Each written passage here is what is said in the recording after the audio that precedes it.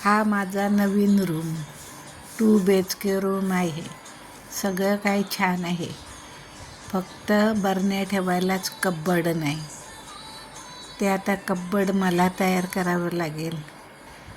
20,000 भाडं महिन्याला भरून पण एक गोष्ट कमी पडली. बाकी सगळं परफेक्ट आहे आणि छान पण आहे.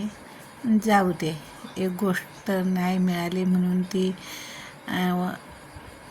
आपण काहीतरी ॲडजस्ट करू शकतो. बाकी मस्त आहे. आणि माझ्या बिल्डिंगपासून लागूनच दुसरी बिल्डिंग आहे. मग जायला आपलं काय राहिलं सामान तर न्यायला, माझी झाडांना पाणी घालायला बरं पडतं तिथे परत जायला. आणि आपला एरिया ओळखीचा असतो, माणसं ओळखीची असतात.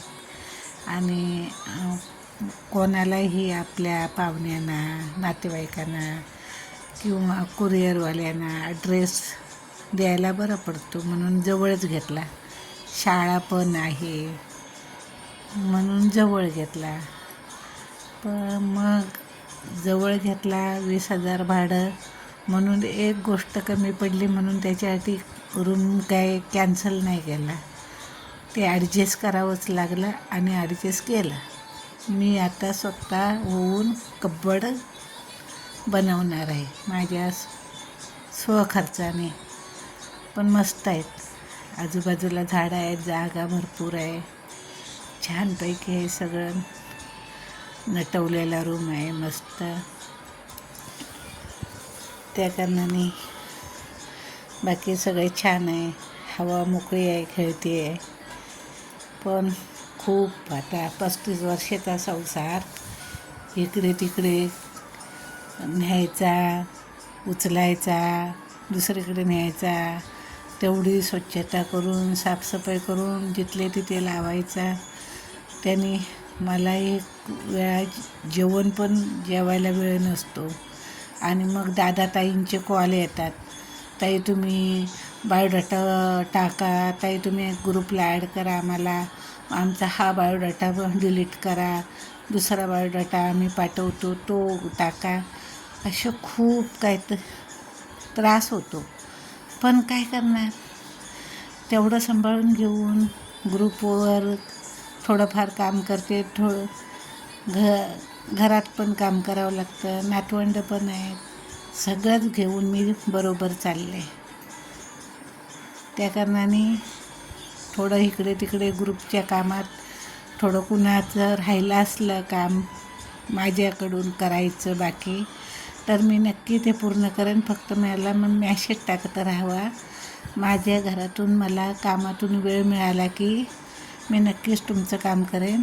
तरी पण मी जेवढं होईल तसं थोडं थोडं करतच आहे. रात्री 1-2 वाजेपर्यंत तरी मी करतच आहे. पण मला पण खूप कामाचा बोजा वाढला आहे.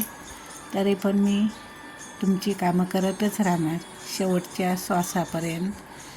आता मला सांभाळून घ्या. आणि सर्वांनी, कमी शिकलेले आणि नाही शिकलेली मुलं मुली असली तरी त्यांचे बायोडाटे टाका, शिकलेल्यांचे पण टाका, हायफाय शिकलेलेही पण टाका, कमी शिकलेले पण टाका आणि अशिक्षित मुला मुलींचे पण बायोडाटे टाका. आपला ग्रुप सर्वांसाठी सारखाच आहे.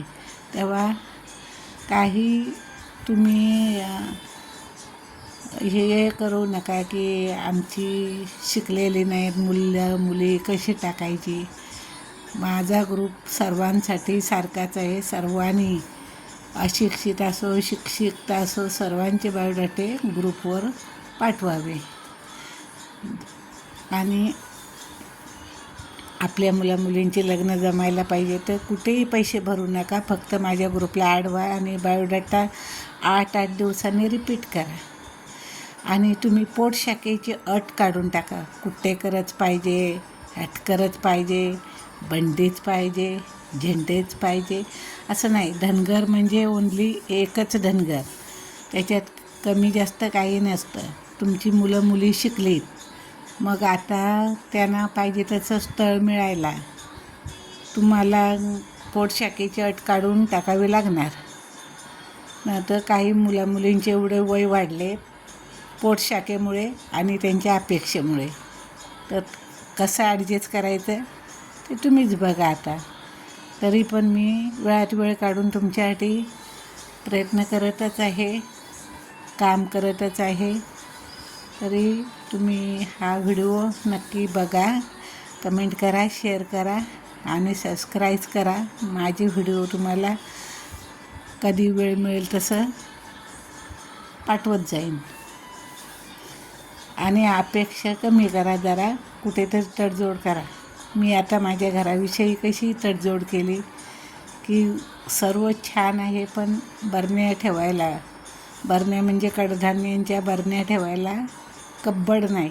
म्हणून मी तो रूम सोडला का, मी 20,000 रुपये का भरू भाडं, अशी बोलले का? नाही ना. कारण एक गोष्ट नाही मिळाली म्हणून पूर्ण ती गोष्ट रद्द करणं चांगलं नाही. त्याच्यात ॲडजस्ट करणं महत्त्वाचं आहे.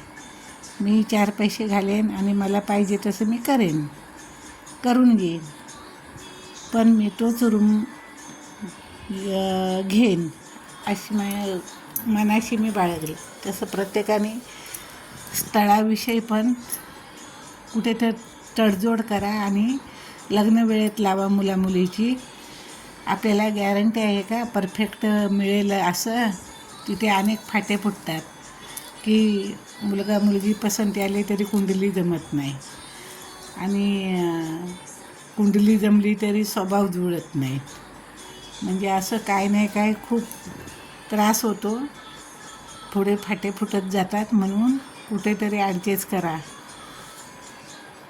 बस मला एवढंच सांगायचं आहे की जेणेकरून मुलीची लग्न वेळेत व्हावी आणि संसार त्यांचे फुलाफळाने भरून द्या, तीच इच्छा आहे माझी. देवाकडे तीच प्रार्थना करते. आजोबाजीचं सुख आनंदमय घेण्यासाठी बघा, प्रयत्न करा आणि माझं पटलं तर ॲडजस्ट करा. मी कोणाला जबरदस्ती करत नाही. तर एवढंच मला सांगायचं आहे.